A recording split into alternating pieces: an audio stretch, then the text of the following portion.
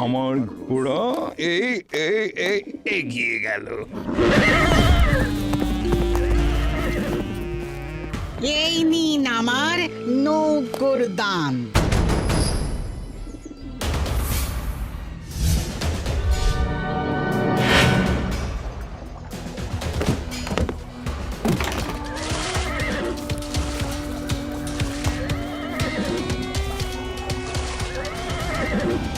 এবার আর তোমার রাজাকে বাঁচাতে পারবে না।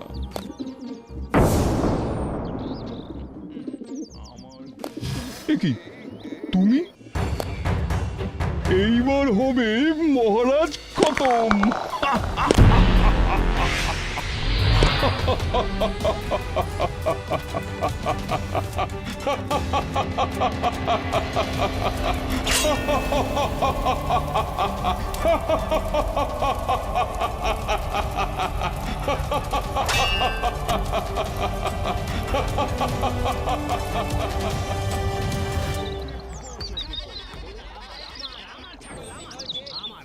এটা আমার ছাগল। আরে না না, এটা আমার ছাগল বলছি, আমার ছাগল। এটা আমার ছাগল। তোর হয় কি করে রে? এটা আমার ছাগল। হ্যাঁ বললে হবে নাকি? আমার ছাগল আমি বলছি। কি হচ্ছে? আমার ছাগল, আপনারা বিশ্বাস করুন। আরে আমার এ তো আচ্ছা মুশকিল। হ্যাঁ, একমাত্র একজনই পারবে এই সমস্যার সমাধান করতে। গোপাল। গোপাল, রাজসভা চলছে আর তুমি ঘুমোচ্ছ? না মানে ওই চোখ বন্ধ করে মনসংযোগ করছিলাম মহারাজ। এবার তুমি উদ্ধার করো তাহলে, কে সত্যি বলছে আর কে মিথ্যে। সঠিক লোককেই সঠিক কাজ দিয়েছেন মহারাজ। একজন মিথ্যাবাদী ঠিক আর একজন মিথ্যাবাদীকে চিনবে। এ তো খুব সহজ কাজ মহারাজ। ওই ছাগলটাকে জিজ্ঞেস করলেই তো বলে দেবে তার আসল মালিককে। আর ছাগলের ভাষা তো আমাদের মধ্যে সবচাইতে ভালো বোঝে।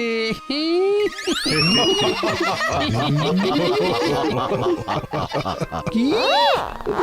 গোপাল আমাকে অপমান করলো মহারাজ, আপনি এর বিচার করুন। তা শুরুটা কে করেছে শুনি? আগে এদের বিচার করি, তারপর তোমাদেরটা দেখব। যত সব। সমাধান পেয়ে গেছি মহারাজ। ওই ছাগলটাকে ঠিক মাঝ বরাবর দুভাগে কেটে কানাইয়ার বলাইকে দিয়ে দিন, ব্যাস তাহলেই ঝামেলা শেষ।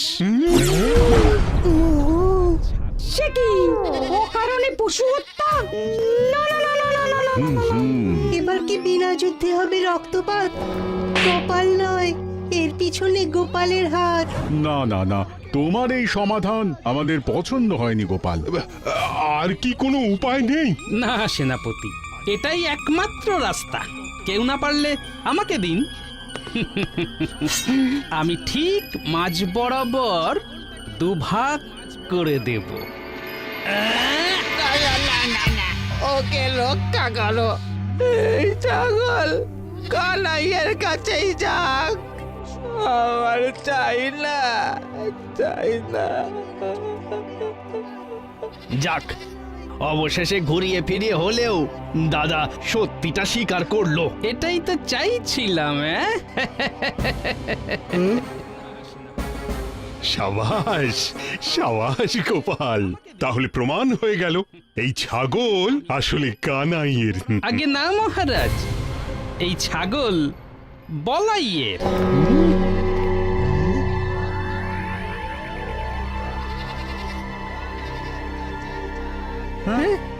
গোপাল বলে কি? গোপালের মাথায় নিশ্চয়ই বায়ু চড়েছে। একটু ডাবের জল খাবে গোপাল?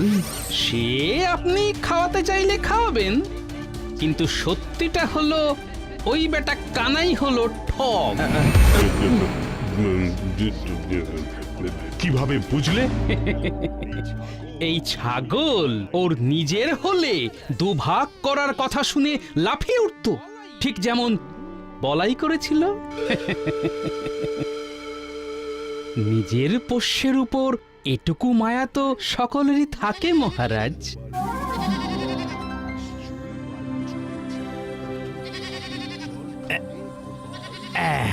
সাবাস সাবাস, এইভাবে তো ভেবে দেখিনি। এই জন্যই তো তুমি গোপাল ভাঁড়, আমার রাজসভার সবচেয়ে মূল্যবান রত্ন। আমি কিন্তু তোমার উপস্থিত বুদ্ধির ওপর ক্রমেই নির্ভরশীল হয়ে পড়ছি গোপাল। জয় মহারাজের জয়, জয় গোপালের জয়। যা যা।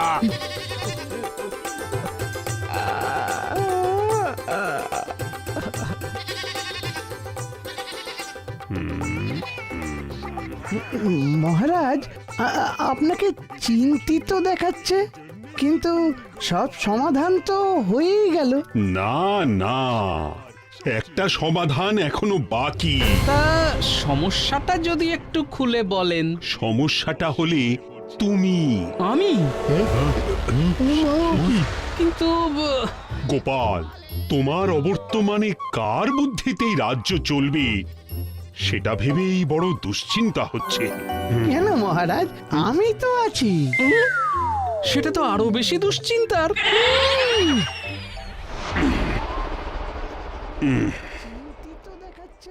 আমার গোপালের মতন আরো একজন পরামর্শদাতা চাই। গোপালের অবর্তমানে যার উপস্থিত বুদ্ধির ওপর আমি চোখ বন্ধ করে ভরসা করতে পারবো। কে হবে এই রাজসভার দ্বিতীয় পরামর্শদাতা সেটা আমি ঠিক করব আগামীকাল।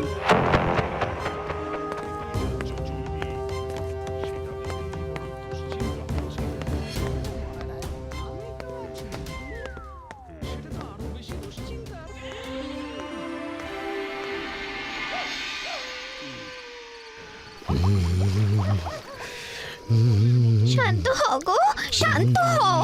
মাথা গরম করলে যে ফল পাওয়া যায় না। জানি গিন্নি, জানি।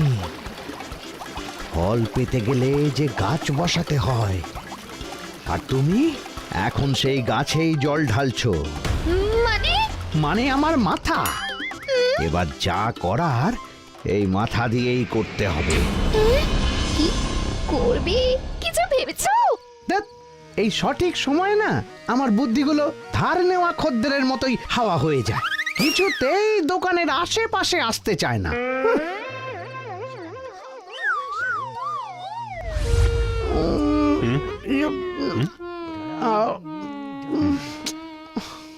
কি হলো মন্ত্রী, বলো।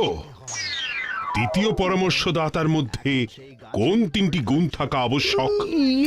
মানে তাকে সত্যবাদী হতে হবে, আর সৎ হতে হবে, আর আর মুখে আঙুল দিয়ে চুপ করে দাঁড়িয়ে থাকতে হবে। তোমাকে বললাম মন্ত্রী, চুপটি করে দাঁড়াও, তোমার দ্বারা হবে না।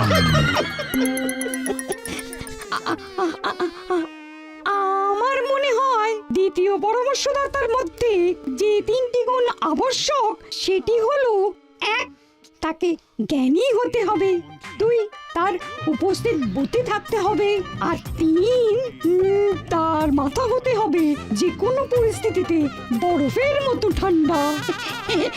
আমার মনে হয় এই তিনটে গুণই আমার মধ্যে বিদ্যমান মহারাজ। অসাধারণ, আমি এমন একজনকে খুঁজছিলাম। কি গোপাল, রাজসভার দ্বিতীয় পরামর্শদাতা হিসেবে পণ্ডিতকে কেমন মানাবে? ইলিশের সঙ্গে সর্ষে বাটা যেমন মানায় মহারাজ, একেবারে অতুলনীয়।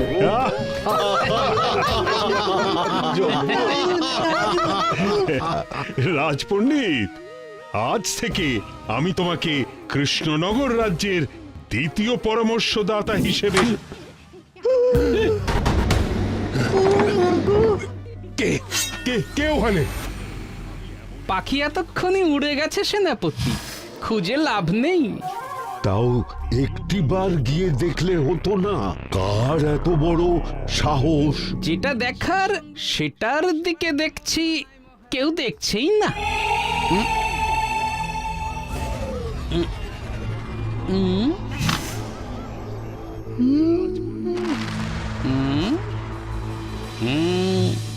ঠিক ধরেছি। এই নিন মহারাজ, আপনার প্রিয় পাত্র আপনাকে চিঠি লিখেছে। কি এ তো নবাব বাহাদুরের চিঠি। উনি কৃষ্ণনগর আক্রমণ করতে চলেছেন।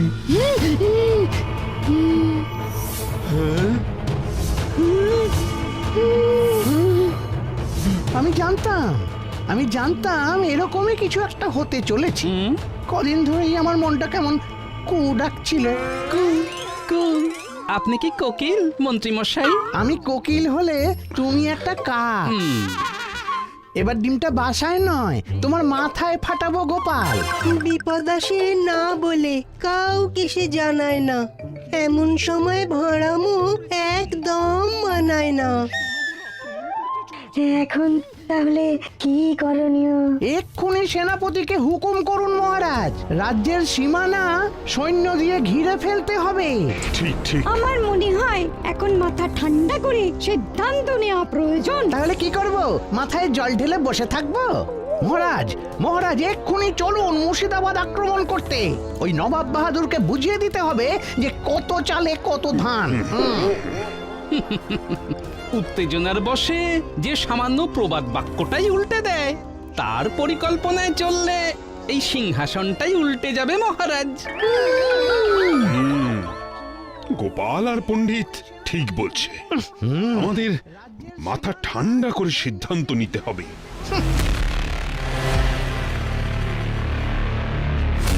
সবার প্রথমে আমাদের নিশ্চিত করতে হবে যাতে অতর্কিত আক্রমণের ফলে রাজ্যের সাধারণ মানুষের কোনো ক্ষতি না হয়। আমিও ঠিক এটাই ভাবছিলাম গোপাল। আমাদের পরিকল্পনা করে এই যুদ্ধ রাজ্যের বাইরে নিয়ে যেতে হবে। আর এমন ভাবে নিয়ে যেতে হবে যাতে নবাব বাহাদুরের কোনো সন্দেহ না হয়। ঠিক, আসল যুদ্ধের আগে আমাদের স্নায়ু যুদ্ধে জিততে হবে। নবাবের আত্মবিশ্বাসে আঘাত। ঠিক, একমাত্র একটি রাস্তাই বাকি আছে পণ্ডিত মশাই। মহারাজ, এবার আমি যেমন যেমন বলবো ঠিক তেমন ভাবে একটি পত্র লিখে পাঠিয়ে দিন নবাব বাহাদুরের কাছে। তারপর অপেক্ষা নবাব বাহাদুরের পাল্টা চিঠির। আমি বরং ততক্ষণ ওই বাড়ি গিয়ে পান্তা খেয়ে একটু আরামের ঘুম ঘুমিয়ে নিই। ওহ বাবা, বাইরে যা গরম। বাবারে বাবা বাবা।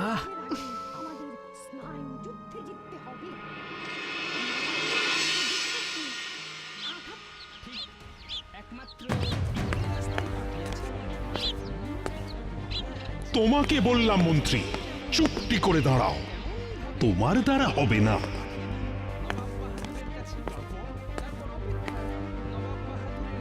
কি গোপাল, রাজসভার দ্বিতীয় পরামর্শদাতা হিসেবে পণ্ডিতকে কেমন মানাবে?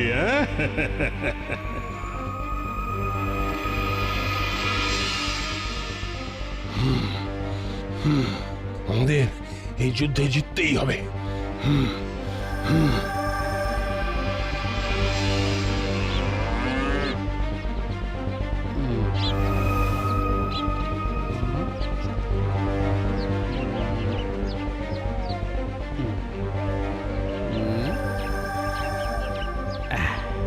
খসড়া প্রস্তুত।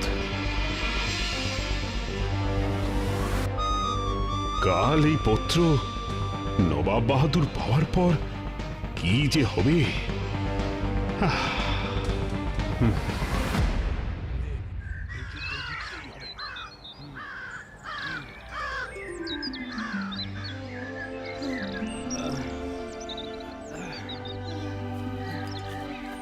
আর কত দূর বাবা? সে এখনো অনেকটা পথ, সন্ধ্যের মধ্যেই মুর্শিদাবাদ পৌঁছে যাব। আমরা এই পথ ধরে কেন যাচ্ছি বাবা? ওই টিলাপাড়ের পথ ধরে গেলে তো দুপুরের মধ্যেই পৌঁছে যেতাম। হ্যাঁ তা ঠিক, কিন্তু ওই খাঁ রোদ, আর তার উপর ওই পথে যে একটা গাছও নেই। এতটা পথ পেরিয়ে তারপর নদী পার হয়ে যেতে যে অনেক কষ্ট বাবা। সময় বেশি লাগলেও এ পথে কষ্ট কম। তাই বুঝি?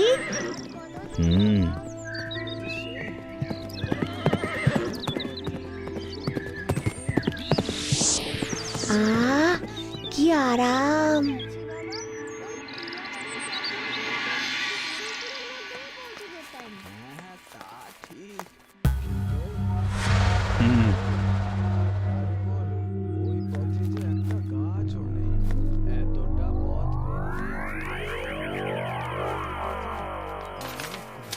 আমার কাছে যুদ্ধ মানে শুধু হাতে তলোয়ার তুলে নেওয়া নয়।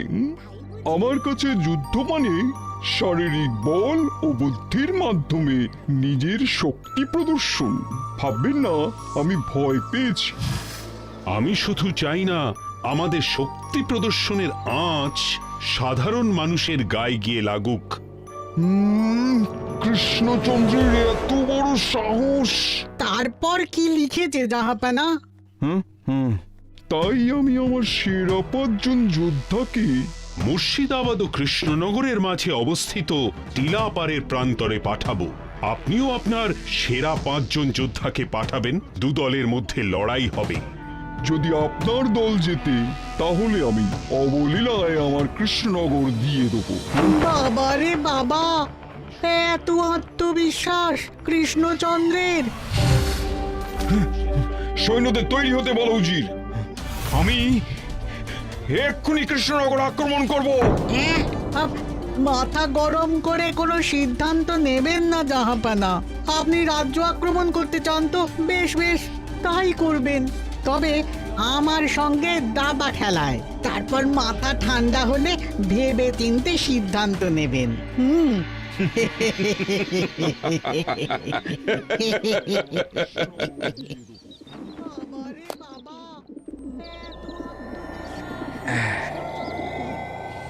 এবার আর তোমার রাজাকে বাঁচাতে পারবে না।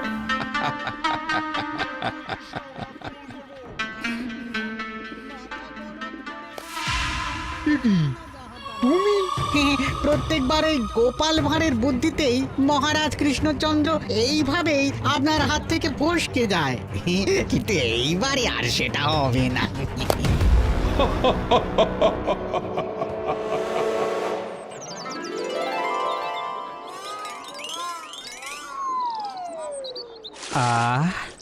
শান্তি।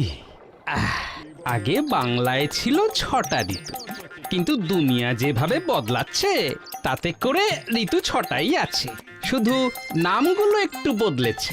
এই যেমন 1 গ্রীষ্ম, 2 গ্রীষ্মের সঙ্গে একটু বর্ষা, 3 আবার হালকা গ্রীষ্ম, 4 একটু কম গ্রীষ্ম, 5 শীতের সঙ্গে গ্রীষ্ম, আর 6 আবার হালকা গ্রীষ্ম। তুমি উঠলে? আরে তাড়াতাড়ি ওঠো গোপাল। না হলে কিন্তু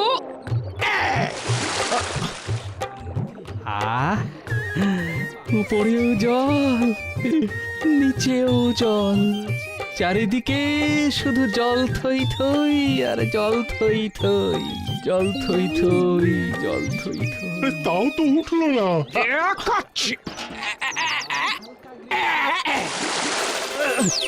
ডুবে গেলাম রে, ডুবে গেলাম। এইবার উঠেছে। হ্যাঁ তোমরা তাড়াতাড়ি চলো গোপাল, নবাব বাহাদুরের উত্তর এসেছে। পণ্ডিত তো আগেই রাজসভায় পৌঁছে গেছে। মহারাজ তোমার জন্য অপেক্ষা করছেন। কি সুন্দর গলা পর্যন্ত জলে ডুবেছিলাম। এই নবাব বাহাদুরের জ্বালায় শান্তিতে একটু স্বপ্নও দেখতে পারবো না দেখছি।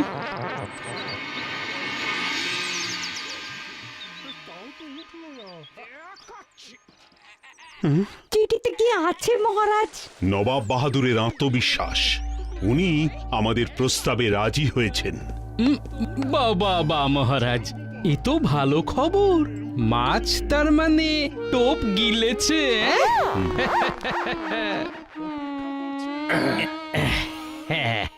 শুধু গেলেনি, একেবারে হজম করে ছেড়েছে গোপাল। নবাব বাহাদুর আরো লিখেছেন, তবে শুধু একবার নয় কৃষ্ণচন্দ্র, আমি তোমাকে 3টে সুযোগ দেব। এর মধ্যে তুমি যদি একবারও জিতে দেখাতে পারো তাহলে আমি তোমার রাজ্যের দিকে আর কখনোই চোখ তুলে তাকাবো না। তাহলে আজ থেকে 3 দিন পর টিলাপাড়ের প্রান্তরে দেখা হচ্ছে। বাবারে, নবাব বাহাদুরের আত্মবিশ্বাস জমে জমে পাহাড় হয়ে গেছে। কিন্তু নবাব বাহাদুরের এত আত্মবিশ্বাস এলো কোথা থেকে? কি মন্ত্রী মশাই কোথায়? মন্ত্রীর কথা ছাড়ো গোপাল। সকাল থেকে আমরাও তাকে দেখিনি গোপাল। নবাব বাহাদুরের এত আত্মবিশ্বাস দেখে আমার তো রীতিমতো পা কাঁপছে। তবে কি ভুল পথে হাঁটলাম সেনাপতি? আচ্ছা, তোমরা পারবে তো এই 3 বারের মধ্যে অন্তত একবার জিতে আসতে, নাকি অন্য পথ? না মহারাজ, শেষ মুহূর্তে অন্য পথে হাঁটলে লাভ হবে না, বরং ক্ষতি হওয়ার সম্ভাবনাই বেশি। হ্যাঁ, আমিও পণ্ডিতের সঙ্গে একমত। আমরা পারবো, আমাদের পারতেই হবে। আমি আমার রণনীতি তৈরি করে ফেলেছি মহারাজ। আমরা টিলাপাড়ের পশ্চিম প্রান্ত দিয়ে প্রবেশ করব। ওই পথ কেউ খুব একটা মারায় না। তারপর সুযোগ বুঝে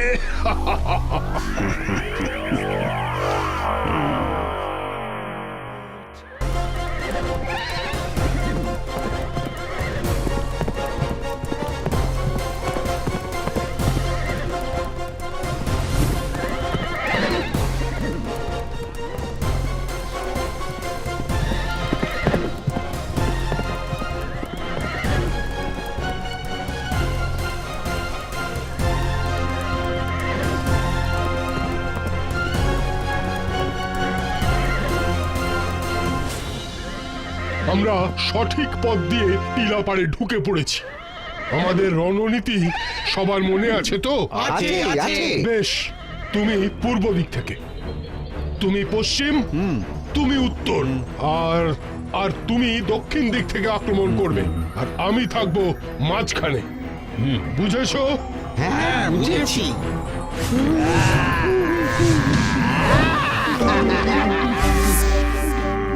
আমরাও বুঝে গেছি সেনাপতি, শুধু তুমি বুঝতে পারোনি। এবার সুবোধ বালকের মতো আত্মসমর্পণ করে নিজেদের রাজ্যে ফিরে যাও, না হলে করলাম আত্মসমর্পণ, এছাড়া আর তো কোনো উপায় নেই।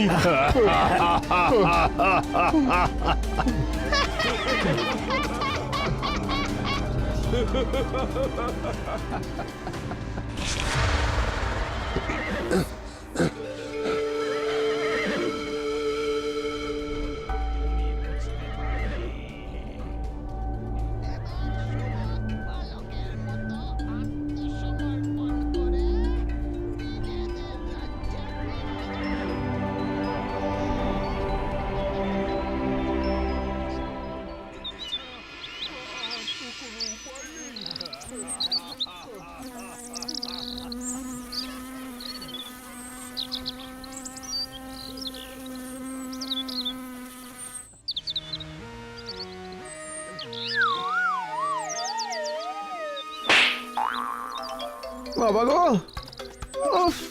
ভাবলাম গাছের ছায়ায় নিরিবিলিতে বসে একটু ধ্যান করি, মনঃসংযোগ ঘটানোর চেষ্টা করব, যাতে গোপালের বিরুদ্ধে আমার বুদ্ধিটা একটু খোলে।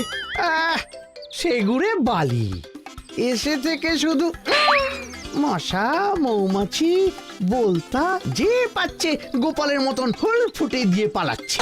এদিকে মারতে গেলেই উড়ে পালিয়ে যাচ্ছে।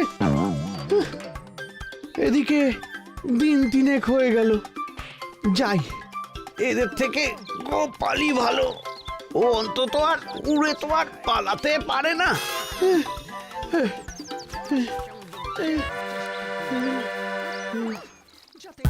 ছি ছি ছি ছি, এভাবে মাথা নত করে ফিরে এলে সেনাপতি? মহারাজ, আমার মনে হয় আমাদের সাথে ছলনা হয়েছে। বেশ হয়েছে, এটা তো হওয়ারই ছিল। ওরা স্বপ্নেও ভাবেনি আমরা আচমকা ওদের ওপর ঝাঁপিয়ে পড়বো। ওরা খুব চমকে গেছে জাহাপনা। চমকে যাওয়াটাই স্বাভাবিক মহারাজ। যেন মনে হলো ওরা আমাদের সব পরিকল্পনা আগে থেকেই জানতো। তাই নবাব বাহাদুরের এত আত্মবিশ্বাস। এইবার 2-এ 2-এ 4 হলো। 4 নয়, সবার মুখ তো দেখছি বাংলার 5-এর মতো হয়ে আছে মহারাজ। মন্ত্রী, কি হয়েছে মহারাজ? তুমি একদিন কোথায় ছিলে?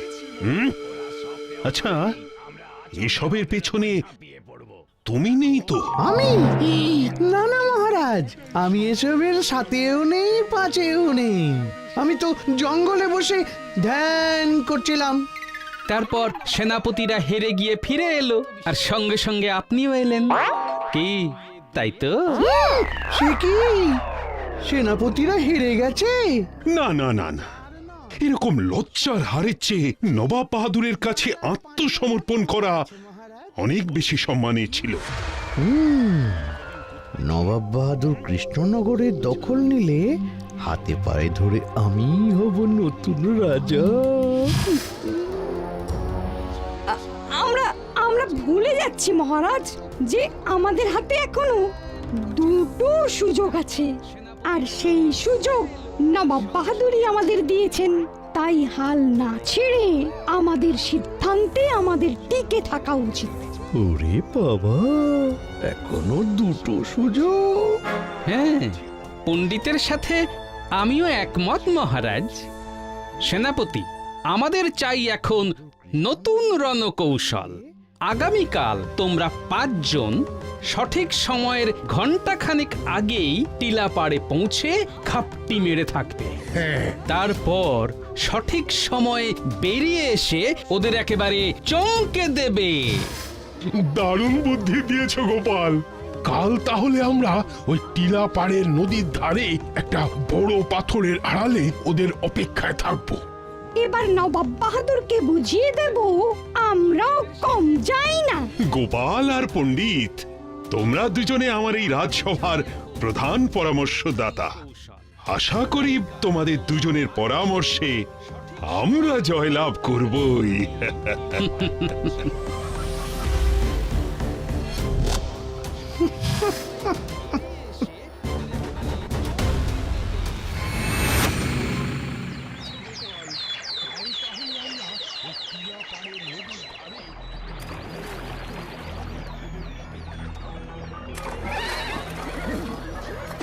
ওরা এসে না পৌঁছানো পর্যন্ত এখানেই খাপটি মেরে থাকবো আমরা। আর শিকারের জন্য অপেক্ষা করব বাঘের মতন। এবার আর কোনো ভুল হবে না। ভুল তো হয়েই গেছে সেনাপতি। সে কি? কে কে কে?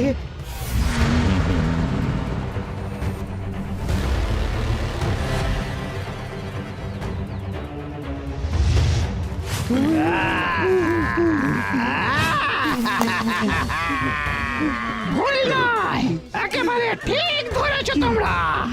আমরা তখন ওই কাদায় শিকারী কুমিরের মতন শুয়ে শিকারের অপেক্ষায় ছিলাম।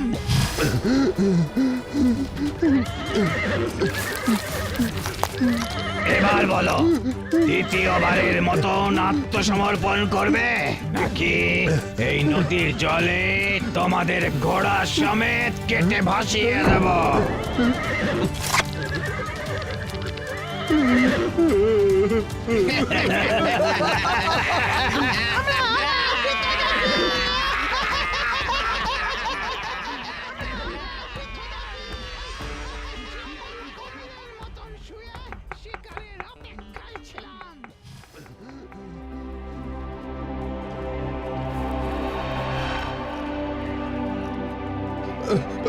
ওরা কি করে জানলো আমরা নদীর ধারে নির্দিষ্ট সময়ের আগে পৌঁছে ওদের জন্য অপেক্ষা করব? আমি নিশ্চিত মহারাজ, এই রাজসভার ভেতরের খবর কেউ নবাব বাহাদুরের কানে ঠিক পৌঁছে দিচ্ছে। আর একটি মাত্র সুযোগ, এবার যদি হেরে যাই তাহলে? সেনাপতির কথা ফেলে দেওয়ার মতো নয়। যতক্ষণ না আমরা সেই গুপ্তচরকে খুঁজে বার করতে পারছি, ততক্ষণ ওই নবাব বাহাদুরের বিরুদ্ধে আমাদের কোনো রণনীতি কাজ করবে না মহারাজ। কিন্তু তাকে চেনার উপায় কি গোপাল? একটা উপায় আছে মহারাজ, যদি অভয় দেন তো বলি। দিলাম গোপাল, হাতে যে আর বেশি সময় নেই। কি করতে হবে তাড়াতাড়ি বলো। বেশ, মহারাজ বাদে এই রাজসভার বাকি সব সদস্যদের অর্ধনগ্ন অবস্থায় আমার সামনে এসে দাঁড়াতে হবে। তাহলেই আমি সেই গুপ্তচরকে ঠিক চিনে নেব মহারাজ। কি আমরা অর্থনগ্ন অবস্থায় দাঁড়াবো? এসব কি হচ্ছে মহারাজ? না না গোপাল, এতে সবার সম্মানে আঘাত করা হবে, সেটা কি ঠিক হবে? দেখেছেন মহারাজ, দেখেছেন দিন দিন গোপালের ভাড়ামো বেড়েই চলেছে। গোপাল, যা বলছো ভেবে বলছো তো? আমার উপর একটু বিশ্বাস রাখুন মহারাজ। আর তো কোনো উপায়ও দেখছি না। বেশ, আমি সবাইকে অনুরোধ করছি গোপালের সঙ্গে একটু সহযোগিতা করার জন্য। এতে আখেরে আমাদেরই লাভ।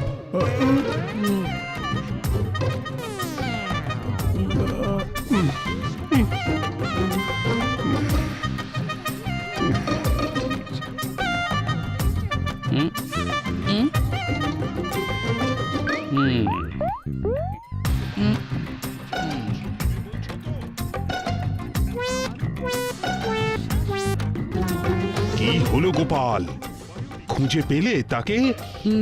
না মহারাজ, আমি পারলাম না। সবাই সবাই আমাকে ক্ষমা করবেন। হ্যাঁ, ক্ষমা করবেন।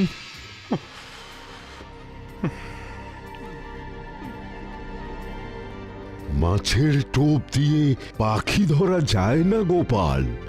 তুমি ইচ্ছে করে আমাদের অসম্মান করলে। এ আর নতুন কি? গোপাল প্রত্যেক দিন আমাদের নিয়ে রসিকতা করে, আর মহারাজ তো গোপালকে কিছুই বলেন না। এই রাজসভার দ্বিতীয় পরামর্শদাতা হিসেবে বলছি, এই রসিকতার উচিত শাস্তি হওয়া উচিত মহারাজ। তাছাড়া গোপালের দেখানো রাস্তায় হেঁটেও তো আমরা দুবার হেরে গেলাম। আমার কথা শুনে চললে এরকমটা হতো না মহারাজ। গোপাল, দূর হয়ে যাও আমার চোখের সামনে থেকে। এই রাজসভায় আমি আর তোমায় দেখতে চাই না। এই তো ফুঁ দিতে আগুন জ্বলে উঠেছে। এবার আমি আর গোপালের বুদ্ধিতে চলবো না।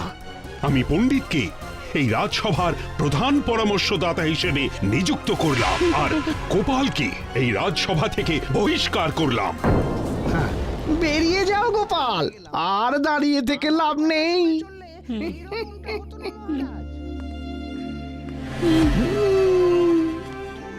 মন্ত্রী আর পণ্ডিত, তোমরা দুজনে সেনাপতির সঙ্গে গোপন বৈঠকে বসে নতুন রণনীতি তৈরি করো। আগামীকাল জিততেই হবে।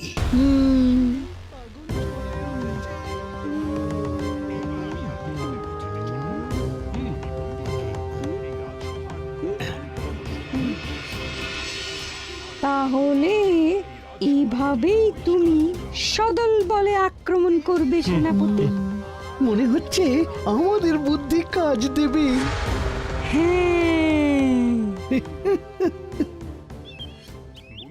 সবে তো রাজসভা থেকে ফিরলে, ছাতা নিয়ে আবার কোথায় চললে?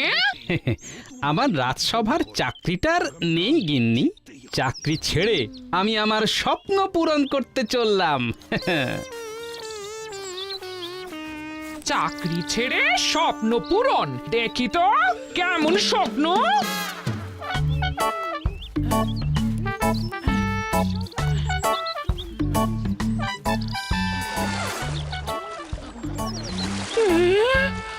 ও মা গো, আমার মানুষটা ছাতা নিয়ে জলে নেমে গেল। আহ, কি শান্তি!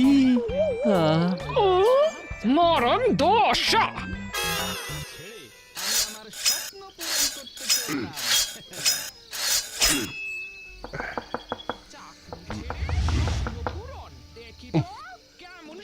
এত রাতে আবার আমার বাড়িতে কে এলো?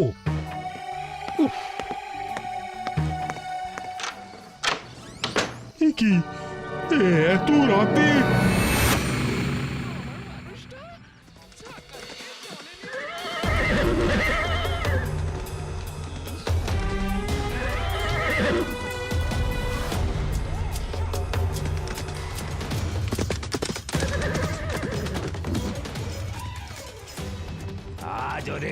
দিতে পারলে কৃষ্ণনগর আমাদের হবে।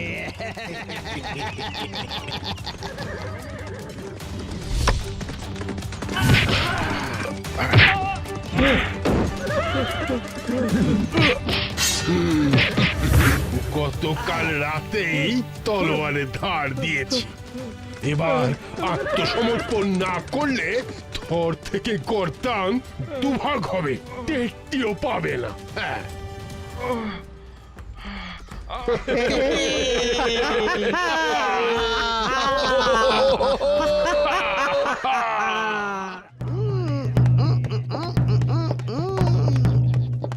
জিতে গেছি, জিতে গেছি, জিতে গেছি, আমরা জিতে গেছি, জিতে গেছি, জিতে গেছি। সাব্বাস সেনাপতি, সাব্বাস। আজ তোমার জন্যই আমাদের এই রাজ্য রক্ষা পেল। আর মহারাজ আমি শুধু তুমি নও, তোমরা তোমরা পণ্ডিত আর মন্ত্রী তৈরি করা রণনীতি অনুসরণ করেই সেনাপতি এই জয় ছিনিয়ে এনেছে। না মহারাজ, এটা মিথ্যে কথা। মিথ্যে কথা মানে? মানে মন্ত্রীমশাই আর রাজপণ্ডিত যে রণনীতি তৈরি করে দিয়েছিলেন সেটা আমি অনুসরণ করিনি। আমি অন্য কারোর ঠিক করে দেওয়া রণনীতি অনুসরণ করেছি। সে কে? আমি জানতে চাই। আর কেউ নয়, সে হলো আমাদের। এ কি এত রাতে?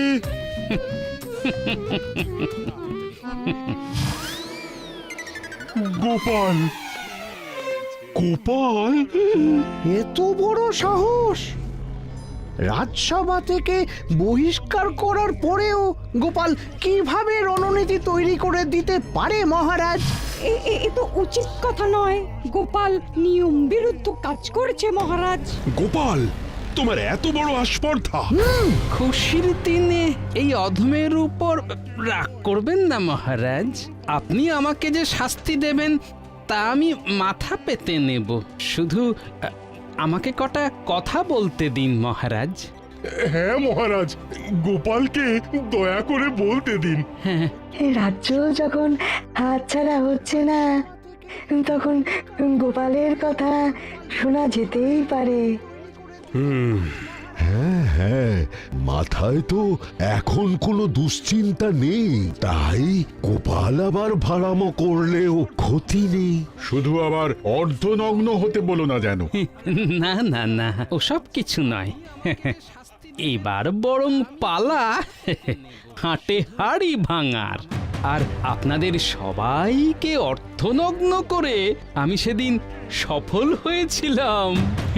শুধু বলিনি যাতে সে বুঝতে না পারে যে গোপাল সব জেনে ফেলেছে।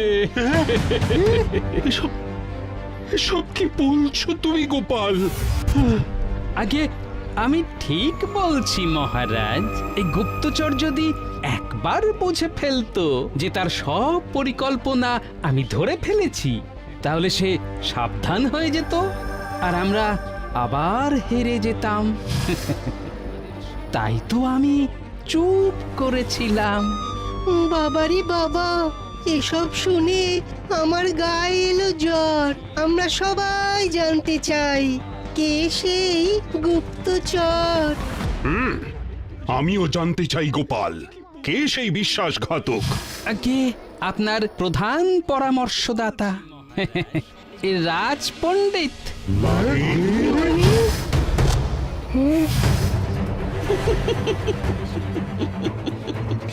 হিংসা মহারাজ, হিংসা। গোপাল কিছুতেই মেনে নিতে পারছে না যে ওর জায়গাটা আমি অর্জন করেছি, তাই তো ও এসব বলছি। গোপাল, তোমার কাছে কোনো প্রমাণ আছে? আছে মহারাজ, আছে। এই কৃষ্ণনগর থেকে মুর্শিদাবাদ যাবার দুটো রাস্তা আছে। এক গাছের ছায়ায় ঢাকা প্রধান রাস্তা, আর দুই টিলাপাড়ের রুক্ষ দুর্গম রাস্তা। এই প্রধান রাস্তার চেয়ে দুর্গম রাস্তা দিয়ে অনেক তাড়াতাড়ি মুর্শিদাবাদে পৌঁছে যাওয়া যায়।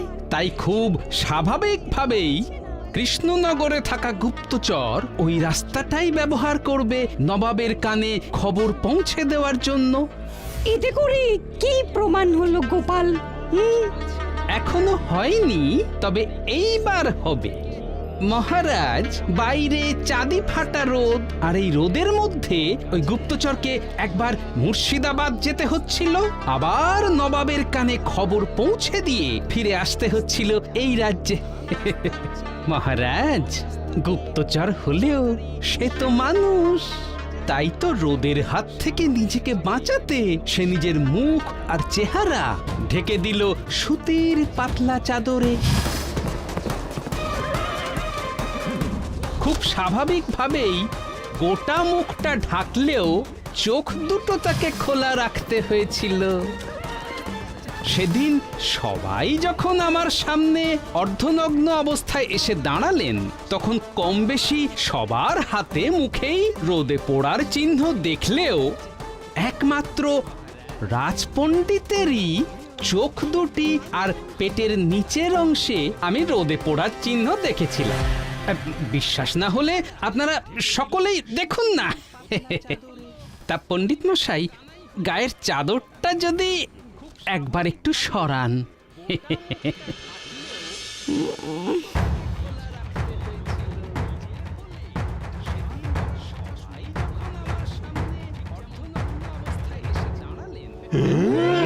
তার মানে তুমি?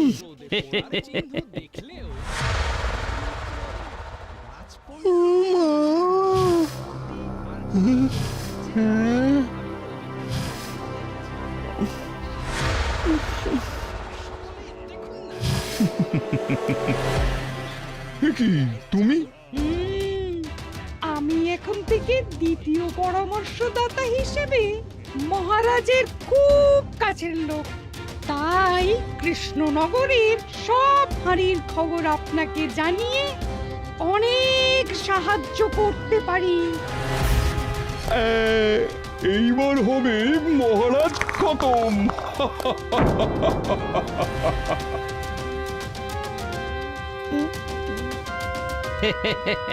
দেখুন পণ্ডিত,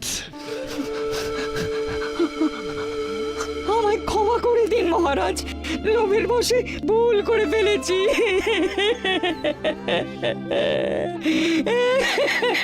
ও গোপাল তার মানে ঠিক বলছে? হ্যাঁ মহারাজ, গোপালের সব কথাই ঠিক, সব কথাই ঠিক।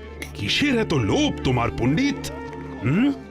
রাজসভার একজন পণ্ডিত হয়েও গোপাল আমার চেয়ে অনেক বেশি জনপ্রিয়। এটা আমি কিছুতেই মেনে নিতে পারতাম না, কিছুতেই না। আমি তো এখনো পারি না। তারপর একদিন এলো দ্বিতীয় পরামর্শদাতা হওয়ার সুযোগ। নিজের বুদ্ধি আর পাণ্ডিত্য ফলিয়ে আমি আপনার দ্বিতীয় পরামর্শদাতা হলাম। কিন্তু কিন্তু কিন্তু চারা গাছ হয়ে বট গাছের নিচে আর কতদিন বাঁচা যায়, তাই তো? ঠিক তাই খুব লোভ হলো গোপালকে সরিয়ে মহারাজের প্রধান পরামর্শদাতা হওয়ার। কিন্তু কিন্তু মনটা ঠিক ধরলো না।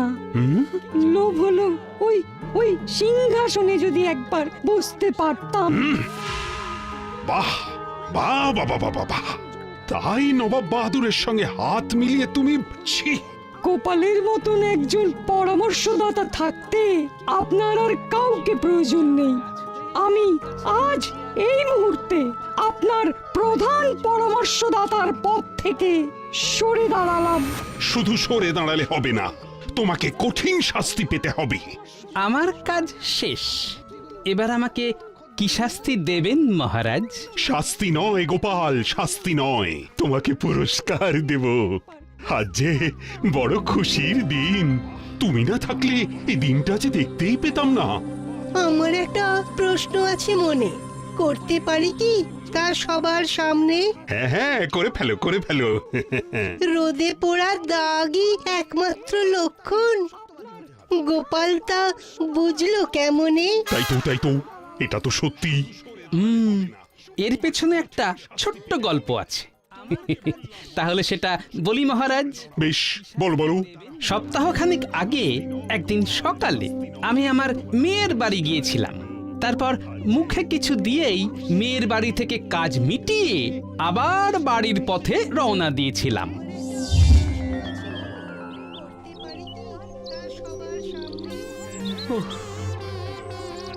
বাবা,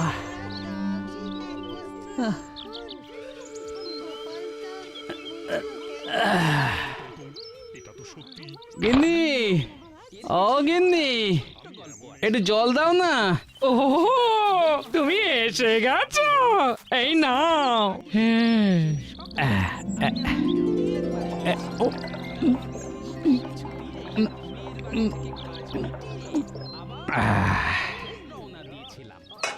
বাবা, গিন্নি, এই ছাতাটা ভাঙার আর সময় পেল না।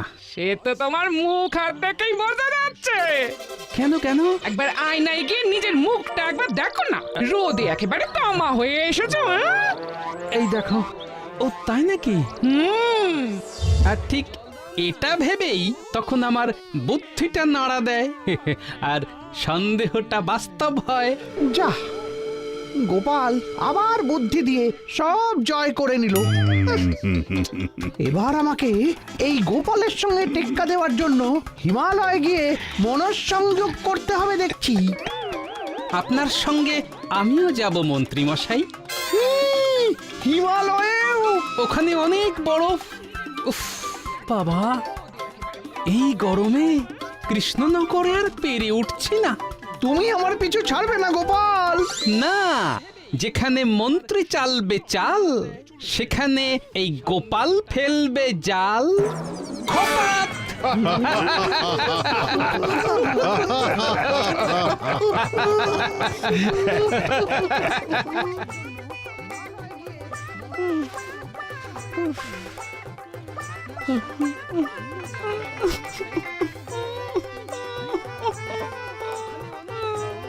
আমি তো শুধু পরামর্শদাতার পদ থেকে সরে দাঁড়াতে চেয়েছিলাম।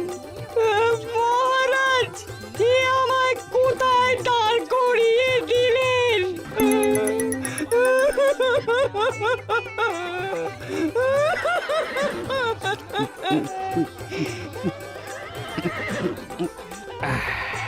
পণ্ডিতের সব পাণ্ডিত্য গোপালের কাছে ফুস। এই গরমে আর ভাল লাগে না। ঠুস।